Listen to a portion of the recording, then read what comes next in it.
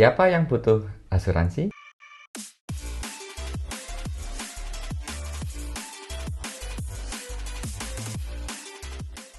Halo, jumpa lagi dengan saya Suryo di channel suryonugroho.id.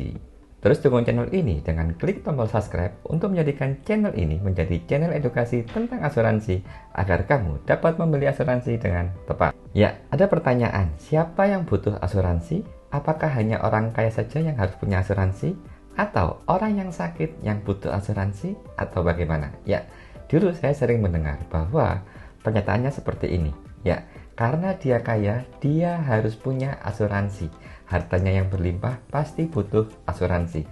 Sebenarnya tidak salah ya dengan pernyataan seperti ini. Juga pasti kebanyakan orang berpikir semakin banyak aset yang dia punya pasti akan semakin tinggi proteksi dari asetnya. Lalu, apakah orang dengan kelas menengah tidak perlu asuransi? Atau bahkan orang yang penghasilannya pas-pasan perlu membeli asuransi? Nah, ada pertanyaan menggelitik nih. Kebanyakan orang pasti membeli mobil sudah kepikiran untuk mengasuransikan mobilnya.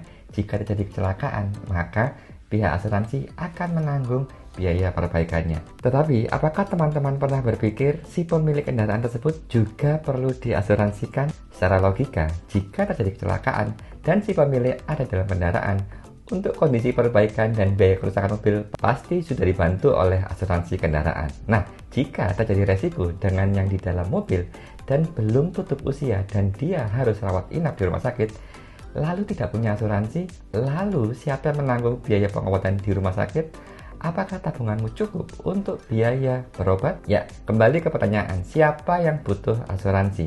Yang pertama, yang butuh asuransi adalah semua orang yang tidak bisa terhindar dari 3 resiko utama, yaitu resiko tutup usia, resiko sakit dan sakit kritis, resiko kecelakaan. Jadi, jika kamu tidak bisa meninggal, tidak bisa sakit, tidak bisa kecelakaan, maka bisa dipastikan kamu tidak butuh asuransi. Yang kedua, yang butuh asuransi adalah si pencari dana utama. Kenapa seperti itu? Karena jika terjadi sumber ATM dari keluarga tersebut sudah tidak bisa menghasilkan lagi, maka keluarga yang ditinggalkan akan mendapatkan sejumlah dana warisan agar keluarga yang ditinggalkan dapat bertahan hidup sampai mendapatkan penghasilan yang lainnya. Yang ketiga, yang butuh asuransi adalah orang yang tidak mau kehilangan sejumlah tabungan berpindah ke rekening rumah sakit.